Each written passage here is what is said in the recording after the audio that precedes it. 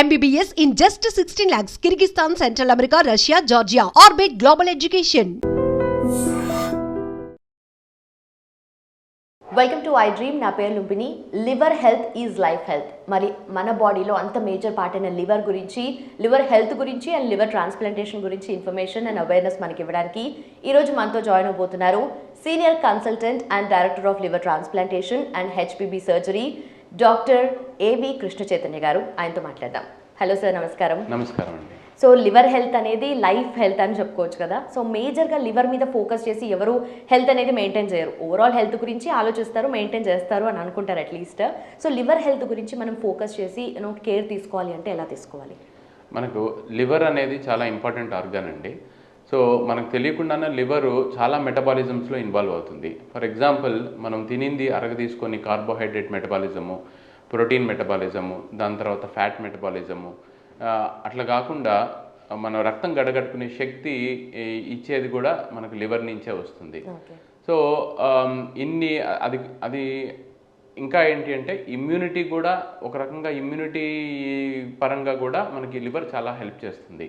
So ఇన్ని functions ఉన్న liver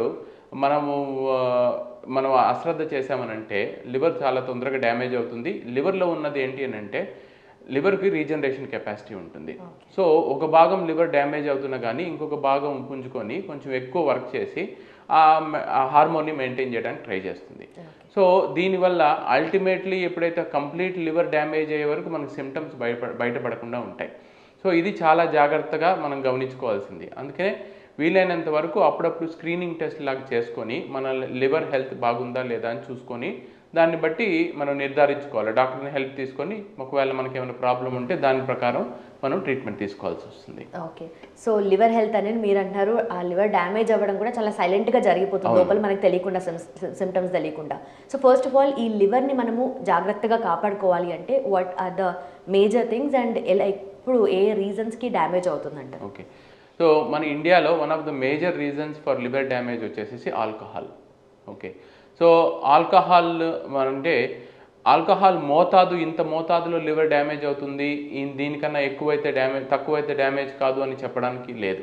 ఎందుకనంటే ఒక్కొక్క మనిషి తీరు ఒక రకంగా ఉంటుంది. కొంతమందికి ఆల్మోస్ట్ లైక్ ఒక 30 ml, 60 ml, 90 ml ఒక సంవత్సరం 2 సంవత్సరాలు తీసుకున్న వాళ్ళకు కూడా లివర్ డ్యామేజ్ అయిన వాళ్ళని చూస్తూ ఉంటాము. అట్ ద సేమ్ టైం కొంతమందికి ఎక్కువ సంవత్సరాలు తీసుకున్నా కానీ లివర్ ఫంక్షనాలిటీ మెయింటైన్ అయ్యేటట్టు కూడా చూస్తుంటాం. సో ఇది చూసుకొని వేరే వాళ్ళతో కంపేర్ చేసుకొని చాలామంది ఆయన అంత తాగుతున్నాడు కదా, ఆయనే అంత తాగితే ఆయనకి లివర్ బాగుంది, నాకే ప్రాబ్లం ఎందుకు వస్తుంది, లేకపోతే నాకు ఏం కాదులే అనే ధైర్యంతో మీరు కానీ ఈ ఆల్కహాల్ కన్జంప్షన్ ఆపకుండా కంటిన్యూ చేస్తే సో దానివల్ల మీ లివర్ డెఫినెట్గా డ్యామేజ్ అవుతుంది. అది ఇంకా మీ లైఫ్ రిస్క్ కూడా కాజ్ అవుతుంది. ఈ ఆల్కహాల్ కాకుండా ఈ మధ్య కాలంలో చాలా ఫ్యాటీ లివర్ వల్ల కూడా లివర్ డ్యామేజెస్ అవుతున్నాయి. ఓకే. సో ఈ ఫ్యాటీ లివర్ అనేది మన హైట్, వెయిట్ ప్రకారం బిఎంఐ ఎంత ఉందని చూసుకునేది, అదొకటి క్యాలిక్యులేషను.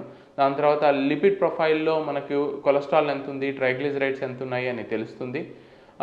సో అది కాకుండా మనకు లివర్ ఫంక్షన్ టెస్ట్తో పాటు లివర్లో మనకు ఫ్యాట్ ఎంత ఉంది, లివర్ ఎంత స్టిఫ్నెస్ ఎంత ఉంది అని తెలుసుకోవడానికి ఫైబ్రోస్కాన్ అని కూడా ఒక మోడాలిటీ ఉంది. సో దానివల్ల ఈ స్క్రీనింగ్స్ చేసుకోవడం వల్ల అట్లీస్ట్ వన్స్ ఇన్ ఏ ఇయరో, వన్స్ ఇన్ 2 years మనము ఈ బేసిక్ లివర్ ఫంక్షన్ టెస్ట్ మాత్రము అట్లీస్ట్ 6 monthsకి 1 yearకి ఒకసారి చేసుకుంటూ ఈ ఫైబ్రోస్కాను ఇట్లాంటివి వన్స్ ఇన్ 1 year, 2 years అన్నీ చేసుకుంటే మనకు ఒక అవగాహన వస్తుంది. సో లివర్ మంది క్వాలిటీ బాగుందా లేదా, ఏమన్నా దానికి ట్రీట్మెంట్ తీసుకోవాలా లేదా ఒక ఐడియా వస్తుంది. ఇది కాకుండా హెపటైటిస్ బి, హెపటైటిస్ సి, కొన్ని auto immune diseases, for example primary biliary cirrhosis అంటారు, ప్రైమరీ స్క్లెరోసిస్ కొలాంజైటిస్ అంటారు. ఇట్లాంటి వాటి వల్ల కూడా మన లివర్ డ్యామేజ్ అయ్యే ఛాన్సెస్ ఉంటాయి. కొన్ని సినారియోస్లో ఎట్లంటే మనం తీసుకునే మెడిసిన్స్ వల్ల కూడా, ఫర్ ఎగ్జాంపుల్ ఆయుర్వేదిక్ మెడిసిన్స్లో కొన్ని హెవీ మెటల్స్ ఉన్న మెడిసిన్స్, దాని తర్వాత కొన్ని గిలాయ్ అంటారు. ఎస్పెషల్లీ కరోనా టైంలో లివర్ అంటే ఓవరాల్ వెల్నెస్ కోసము గిలాయ్ అని తీసుకునేవాళ్ళు చాలామంది. సో దానివల్ల కూడా అక్యూట్ లివర్ ఫెయిల్యూర్స్ లాగా ప్రజెంట్ అయ్యే ఛాన్సెస్ ఉంటాయి. సో ఈ అక్యూట్ లివర్ ఫెయిల్యూర్ ఏంటంటే ముందు ఎప్పుడు లివర్ డ్యామేజ్ లేకుండా సడన్గా ఏదో ఒక పర్టికులర్ కాజ్ వల్ల మీ లివరు ఫంక్షనాలిటీ కోల్పోతుంది. సో అది అక్యూట్ లివర్ ఫెయిల్యూర్స్ అంటారు. లేదనంటే నిదానంగా డెవలప్ అయ్యి వచ్చేది క్రానిక్ లివర్ ఫెయిల్యూర్ అంటారు. ఇది కొన్ని నెలల నుంచి కొన్ని సంవత్సరాల లోపల మనం బయటపడుతుంటుంది. ఓకే. అయితే ఈ మధ్య కాలంలో నాన్ ఆల్కహాల్ ఫ్యాటీ లివర్ కూడా డెవలప్ అవుతూ ఉంటుంది చాలా మందిలో కదా, సో దానికి రీజన్స్ ఏముంటాయి సార్ మేజర్గా?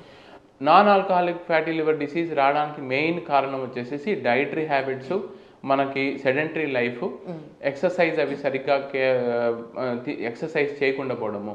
ఓకే, సో ఇదే మెయిన్ రీజన్స్. ఇది ఈ మధ్య కాలంలో మెటబాలిక్ డిసీజ్ అనే ఒకటి సిండ్రోమ్ అని ఒకటి ఉంది. దాంట్లో బ్లడ్ ప్రెషర్స్, షుగర్ రావడము, కొలెస్ట్రాల్ ఎక్కువ అవడము, దాంతో అసోసియేటెడ్ హార్ట్ డిసీజెస్, వాటితో పాటు ఫ్యాటీ లివర్ డిసీజెస్, అదే ఫ్యాటీ లివరు ఇంకా ఎండ్ స్టేజ్ లివర్ డిసీజ్గా ప్రోగ్రెస్ అవ్వడం కూడా మేము చూస్తూ ఉంటాం. ఓకే, సో లివర్ డిసీజ్ లాగా డెవలప్ అవుతుంది అంటే ఆ సిమ్టమ్స్ ఎలా ఉంటాయి సార్, ఎలా గుర్తించాలి? యూజువల్లీ మామూలుగా క్రానిక్ కొన్ని రోజుల నుంచి డ్యామేజ్ అవుతూ, కొన్ని నెలల నుంచి, కొన్ని సంవత్సరాల నుంచి డ్యామేజ్ అవుతున్న సిమ్టమ్స్ యూజువల్లీ పొట్టలో నీరు చేరడం కానీ, అంటే పొట్ట ఉబ్బరము, కాళ్ళవాపులు రావడము, ఓకే, జాండీస్ బయటపడ్డము, ఓకే, కొంతమందిలో పేషెంట్స్ ఇంకా అడ్వాన్స్ అయ్యే కొద్దీ మగత అంటారు. అంటే మన దూరంలో లేకుండా ఉండడం, మనకు సంబంధం ఇరిటబుల్ అంటే సరిగ్గా నిద్ర పట్టకుండా, లేకపోతే ఇరిటబిలిటీ ఉండడము, లేకపోతే మనం ఒక మాట్లాడితే దానికి సంబంధం లేకుండా వేరేదేదో మాట్లాడడము, ఇట్లాంటి ఎపిసోడ్స్ని హెపాటిక్ ఎన్సెఫలోపతి అంటారు. సో అలాంటి రకంగా కూడా కొంతమంది ప్రజెంట్ అవుతుంటారు. లేదా కొంచెం జస్ట్ కొంచెం మైనర్ ఇంజురీస్కి కూడా బ్రూజింగ్ అంటారు. అంటే చర్మం కింద రెడ్గా ప్యాచెస్ లాగా ఏర్పడ్డము, అది వాటి వల్ల కూడా ఈ రకంగా కూడా ప్రజెంట్ అవుతుంటారు. కొన్ని సిమ్టమ్స్ ఏ రకమైన సిమ్టమ్స్ లేకుండా టెస్ట్లకు పోయినప్పుడు హిమోగ్లోబిన్ తక్కువ అవడం, ప్లేట్లెట్స్ తక్కువ అవడం, అలాంటి ప్రజెంటేషన్స్ కూడా ఉంటాయి. అలాంటప్పుడు మనం ఫర్దర్ ఎవాల్యుయేట్ చేస్తే ఇది లివర్ డిసీజ్ వల్ల వచ్చిన ప్రాబ్లమా కాదా అని కూడా క్లియర్ కట్గా తెలుస్తుంది.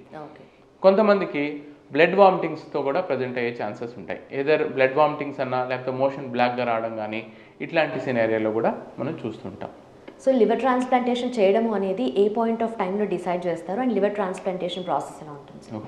లివర్ ట్రాన్స్ప్లాంటేషన్ అంటే end stage liver disease patient మనకు వచ్చినప్పుడు ఆయన ఫస్ట్ మనము కేటగరైజ్ చేస్తాం. చైల్డ్ ఏ, చైల్డ్ బి, చైల్డ్ సి అని 3 కేటగిరీస్ ఉన్నాయి. చైల్డ్ ఏ అంటే ఎర్లీ డిసీజెస్ ఉంటాయి, మీడియం బి అంటే మోడరేట్ డిసీజ్, సి అంటే అడ్వాన్స్డ్ డిసీజ్. సో ఈ చైల్డ్ ఏ పేషెంట్స్కి మనం కొన్ని రోజులు మెడికల్లీ మేనేజ్ చేసుకునే స్కోప్ ఒకటి ఉంటుంది.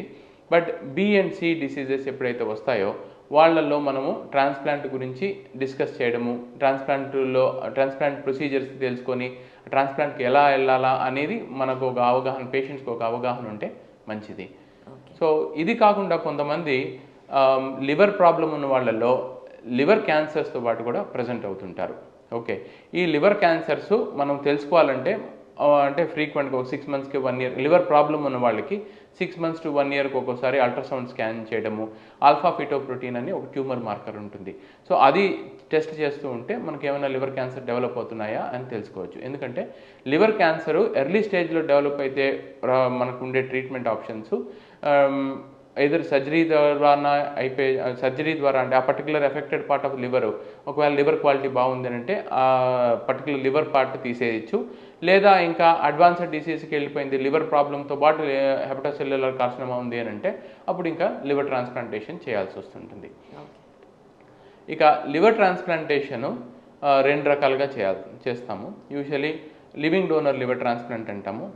దీంట్లో ఏంటంటే మన ఇంట్లో ఉన్న బంధువు అంటే either brothers, sisters, son and daughter, లేదంటే వైఫ్, హస్బెండు, ఇంకా మదరు, ఫాదరు, వాళ్ళ ఏజ్ 50 years లోపల కానీ ఉంటే, లేదంటే 18 నుంచి 50 years మధ్యలో ఉన్న వాళ్ళు ఐడియల్గా వాళ్ళ లివర్ డొనేట్ చేయడానికి అవుతుంది. అది కూడా లివర్ డొనేషన్కి ఫస్ట్ ఇంపార్టెంట్ పాయింట్ ఏంటంటే బ్లడ్ గ్రూప్ మ్యాచింగ్.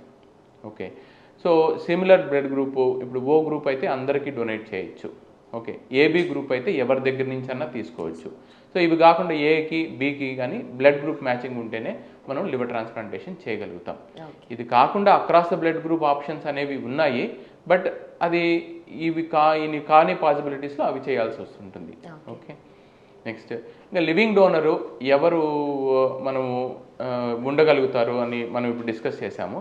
సో వాళ్ళకి సూటబిలిటీ టెస్ట్ అనేది ఒకటి ఉంటుంది. సో 18 నుంచి 50 years మధ్యలో ఫిట్గా ఉన్నవాళ్ళు, ఫ్యాటీ లివర్ లేకుండా, ఆల్కహాల్ హ్యాబిట్ లేకుండా, ఉన్న వాళ్ళకి అదర్వైజ్ హెల్దీ పేషెంట్ని ఐడెంటిఫై చేసి వాళ్ళకి కొన్ని blood test, routine blood test, like liver function test, complete blood picture, renal function test, ultrasound అవి చేసి చూసి ఆ టెస్ట్లు అన్నీ బాగున్నాయనంటే సిటీ స్కాన్ చేసుకుంటాం. ఆ సిటీ స్కాన్లో మనకు లివర్ క్వాలిటీ ఎట్లుంది, దాని తర్వాత లివర్ అమౌంట్ క్వాంటిటీ ఎంత ఉంది, అంటే వీళ్ళు లివర్ డొనేట్ చేసిన తర్వాత వీళ్ళ దగ్గర ఎంత ఉంటుంది, వీళ్ళు ఎంత డొనేట్ చేయగలుగుతారో అనే బేసిస్ మీద మనం అవన్నీ క్యాలిక్యులేట్ చేసుకుంటాం. సో అనాటమీ అంటే సర్జరీ చేయడానికి ఫీజిబుల్గా ఉందా లేదా ఇవన్నీ డీటెయిల్స్ తెలుసుకుంటాం. ఇవన్నీ కానీ పాస్ అయ్యారంటే అప్పుడు మనము వాళ్ళకి ఒక సర్జరీ చేయించుకోవడానికి ఫిట్నెస్ లెవెల్ ఉందా లేదా అని కొన్ని cardiac test, pulmonary function test ఇవన్నీ చేసి క్లియరెన్సెస్ అంతా చేసుకొని వాళ్ళని లివర్ డోనర్గా సెలెక్ట్ చేసుకోవచ్చు. ఓకే. సో మీరు మెన్షన్ చేసిన దాంట్లో ఫస్ట్ ప్రయారిటీ ఫ్యామిలీ మెంబర్సే అయి ఉండాలి లివింగ్ డోనర్కి.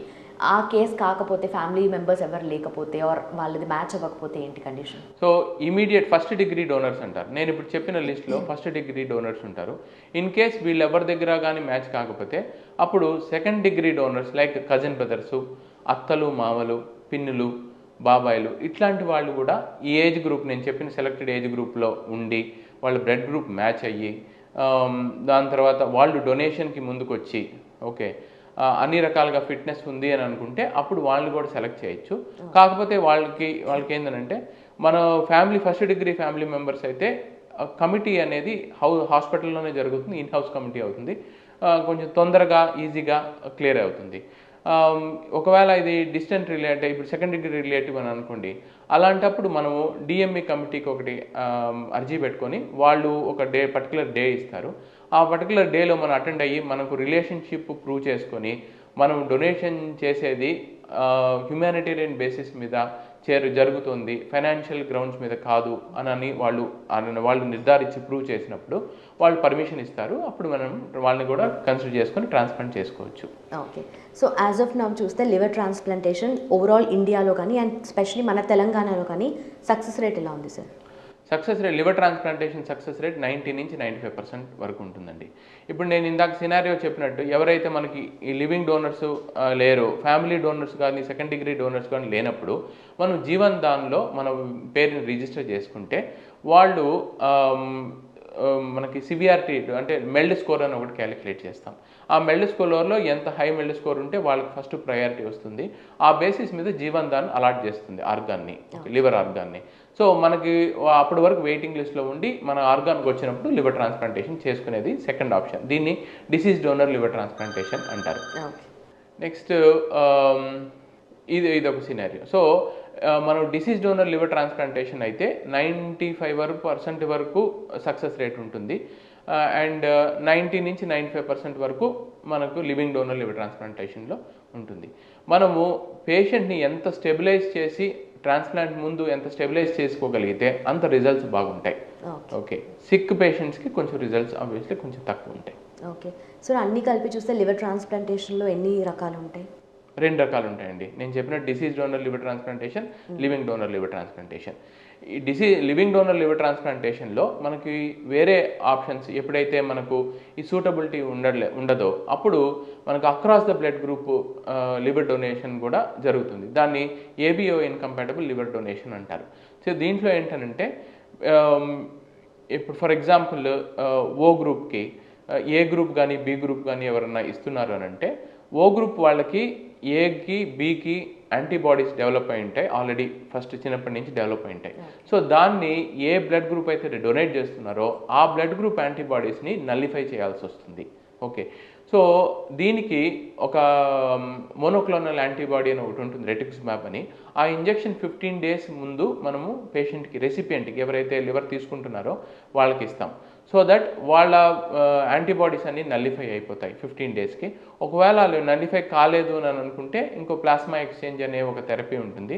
దాని ద్వారా ఐడియల్లీ 1:16 లోపల మనం ఆ యాంటీబాడీస్ కానీ తీసుకురాగలిగితే మనం ట్రాన్స్ప్లాంట్ చేసినా కానీ సేఫ్గా ట్రాన్స్ప్లాంట్ చేసుకోవచ్చు. Success rate almost blood group matching డోనర్స్లో ఎంత అయితే సక్సెస్ రేట్ ఉంటుందో ఇది కూడా ఆల్మోస్ట్ అంతే వచ్చే ఛాన్సెస్ ఉంటాయి. ఓకే. ఇది ఒక సినారియో. కాదు ఒక్కోసారి ఏంటి అని అంటే కొన్ని స్వాప్ ట్రాన్స్ప్లాంట్స్ అని అంటారు. ఇప్పుడు మనకు బ్లడ్ గ్రూప్ మ్యాచింగ్ డొనేషన్ లేదు అని అనుకుంటే అప్పుడు ఈ రెండు ఫ్యామిలీస్ మధ్యలో ఒకవేళ వాళ్ళు మాట్లాడుకొని వాళ్ళకి అగ్రి అయితే, సో డోనరు ఇప్పుడు 2 ఫ్యామిలీస్లో ఫస్ట్ ఫ్యామిలీలో A group donor, recipient B group ఉంటారు.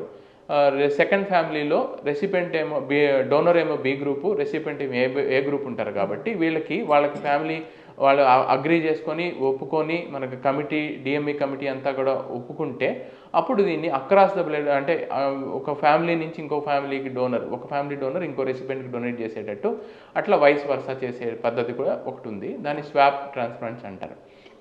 కొన్ని స్పెషల్ సినారియోలో డ్యూయల్ లోబ్ లివర్ ట్రాన్స్ప్లాంట్ అని, అంటే ఇద్దరు డోనర్స్ నుంచి, ఫ్యామిలీ డోనర్సే ఇద్దరు డోనర్స్ నుంచి కొంతమందికి ఒక దగ్గర నుంచి రైట్ లోబ్ ఇంకో దగ్గర నుంచి లెఫ్ట్ లోబ్ తీసుకొని ట్రాన్స్ప్లాంట్ చేయాల్సిన సిచ్యువేషన్స్ ఎప్పుడైతే రెసిపెంట్ బాగా వెయిట్ ఎక్కువ ఉంటారో అలాంటి సినారియోస్లో ఇలాంటివి జరుగుతుంటాయి. Okay sir, post surgery care ఎలా తీసుకోవాలండి? Okay, so post liver transplantation first 3 months చాలా కేర్ఫుల్గా ఉండాలి. ఎందుకనంటే మనం ట్రాన్స్ప్లాంట్ చేసిన లివరు అది బాడీకి ఫారిన్ ఆర్గాన్ లాగా కన్సిడర్ అవుతుంది. కాబట్టి ఎంత బ్లడ్ రిలేషన్షిప్ ఉన్నా కానీ అది ఫారిన్ ఆర్గాన్ లాగా కన్సిడర్ అవుతుంది. సో అలాంటి సినారియోలో మనము అది అడ్జస్ట్ అవ్వడానికి కొన్ని మెడిసిన్స్ ఇస్తాం. ఆ మెడిసిన్స్ని ఇమ్యునోసప్రెసెంట్స్ అంటారు. సో 3 రకాల మెడిసిన్స్ ఇస్తాము. ఒకటి స్టెరాయిడ్, 2 రకాలు వేరే మెడిసిన్స్ ఉంటాయి.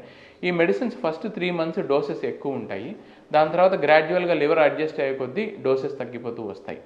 సో ఫైనల్లీ జీవితాంతము అట్లీస్ట్ 1 or 2 మెడిసిన్స్ ఈ ఇమ్యునోసప్రెసెంట్స్ మాత్రం కంపల్సరీగా తీసుకుంటూ ఉండాలి.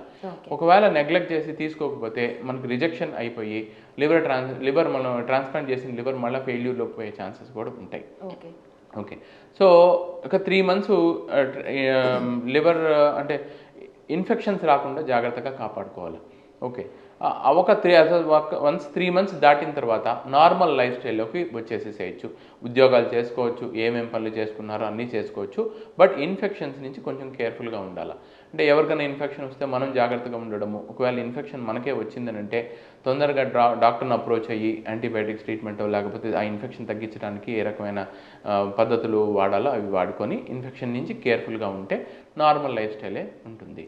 ఓకే, సో చాలామంది పేషెంట్స్, డోనర్స్, రెసిపియెంట్స్ ట్రాన్స్ప్లాంట్స్ అయిపోయిన తర్వాత మిలిటరీలో వెళ్ళి జాయిన్ అయిన వాళ్ళు ఉన్నారు, ఏరోప్లేన్ నడిపిన వాళ్ళు ఉన్నారు. నార్మల్ లైఫ్ స్టైల్స్కి వచ్చి 3 months నుంచి 3-4 months లోపల వచ్చేస్తారు యాక్చువల్లీ. ఇక డోనర్ లైఫ్ స్టైల్ కానీ చూసామంటే ఫస్ట్ డోనర్ కూడా 3 months బరువులు ఎత్తకుండా జాగ్రత్తగా చూసుకోవాలి. 5 kgs కన్నా ఎక్కువ బరువులు ఎత్తకుండా ఫస్ట్ 1 month మాత్రము కొంచెం కేర్ఫుల్గా ఇంటి పట్టున ఉండడము, కొంచెం కేర్ఫుల్గా ఉండడం ఉండి 1 month తర్వాత వాళ్ళు ఎడ్యుకేషన్ కానీ జాబ్ కానీ అన్ని బిజినెస్ ఏమైనా ఉంటే అవి కానీ రెజ్యూమ్ చేసేసుకోవచ్చు. ఓకే, వాళ్ళ లైఫ్ స్టైల్ నార్మల్గానే ఉంటుంది. వాళ్ళు 4 weeks బియాండ్ యూజువల్లీ ఏ మెడిసిన్స్ మీద ఉండరు. ఫస్ట్ 4 weeks కూడా ఒక 1 week యాంటీబయాటిక్, దాని తర్వాత గ్యాస్ పీపీఐస్ అంటారు ఆ ట్యాబ్లెట్స్, మల్టీవిటమిన్స్ తప్ప మిగతా ఏమీ అడిషనల్ ట్యాబ్లెట్స్ ఏమీ ఉండవు. Okay sir, life after this surgery అంటే ఇటు మనకు డోనర్కి కానీ at the same time transplant చేసుకున్న పర్సన్కి కానీ వాళ్ళ లైఫ్ స్టైల్ హ్యాబిట్స్ ఎలా ఉండాలంటారు after this surgery? Usually recipient కొంచెం నేను చెప్పినట్టు కేర్ఫుల్గా ఉండాల్సి వస్తుంది. మళ్ళీ కొంచెం ఎక్సర్సైజెస్ అవి చేస్తూ మళ్ళీ వాళ్ళ కొత్త లివర్లో ఫ్యాటీ లివర్ డెవలప్ అవ్వకుండా ఉండడం ఒకటి. నెక్స్ట్ వాళ్ళకైతే డిసీజ్ ఉంటుందో ఒక్కోసారి ఏమవుతుందంటే హెపటైటిస్ బి వల్ల, హెపటైటిస్ సి వల్ల వచ్చే లివర్ డిసీజెస్ ఉంటాయి. అవి కొంచెం జాగ్రత్తగా మెడిసిన్స్ చేసుకొని మళ్ళీ రికరెన్స్ రాకుండా చూసుకోవడము. ఫ్రీక్వెంట్గా అంటే once in 3 months to 6 months మన డాక్టర్ని వచ్చి కలిసి మెడిసిన్స్ వాళ్ళు ప్రిస్క్రైబ్ చేసి సరిగ్గా తీసుకుంటూ ఉంటే వాళ్ళ లైఫ్ స్టైల్ మామూలుగానే ఉంటుంది. యూజువల్లీ అంటే స్టాటిస్టికల్ డేటా ప్రకారం అయితే 10 yearsకి 80% of the liver transplant patients normal life lead చేస్తూ ఉంటారు. ఓకే సార్, అంటే యంగర్ ఏజ్లో ఉన్న వాళ్ళకి లివర్ ట్రాన్స్ప్లాంటేషన్ చేస్తారా లేదంటే ఆఫ్టర్ 50 అలా కూడా చేస్తారా? ఓకే, లివర్ ట్రాన్స్ప్లాంటేషన్ అనేది ఇండికేషన్ బట్టి ఉంటుంది. ఒక్కొక్కసారి అక్యూట్, ఇప్పుడు పీడియాట్రిక్ లివర్ ట్రాన్స్ప్లాంటేషన్ కూడా చేస్తాం. దాంట్లో ఏంటంటే కొన్ని నెలల పిల్లల వాళ్ళు కూడా చేయాల్సి వస్తుంటుంది. Okay, for example baby 5 months 6 months బేబీస్లో కూడా ట్రాన్స్ప్లాంటేషన్ చేసిన సినారియోస్లు ఉంటాయి. వాటికి సపరేట్ ఇండికేషన్స్ ఉంటాయి. వాళ్ళల్లో కొంచెం మెటబాలిక్ డిసీజెస్ అని, లేకపోతే బిలియరీ అట్రిషియాస్ అని ఇట్లాంటి స్పెషల్ కండిషన్స్ వాళ్ళకు ఉంటాయి. వాళ్ళల్లో ఆ కండిషన్స్కి ట్రాన్స్ప్లాంట్ చేయాల్సి వస్తుంటుంది. సో వాళ్ళల్లో కూడా మనకి యంగ్ పేషెంట్స్కి రికవరీ బాగుంటుంది. ఓకే, సో ఆ ధైర్యంతో మనం ముందుకెళ్ళి చేసుకోవచ్చు. ఏదైనా ఇండికేషన్ మీద ఆధారపడుతుందండి. సార్, కరెంట్ సినారియోలో చూసుకుంటే ఆర్గాన్ డొనేషన్ గురించి ఇండియాలో ఎంతవరకు అవేర్నెస్ ఉంది అండ్ ఎంతవరకు ఇవ్వడానికి రెడీగా ఉంటారు జనాలంటారు? ఓకే, ఈ ఆర్గాన్ డొనేషన్ గురించి మనం మాట్లాడితే సౌత్ ఇండియాలో కొంచెం అవేర్నెస్ బాగుంది. నార్త్ ఇండియాలో అవేర్నెస్ తక్కువే యాక్చువల్లీ.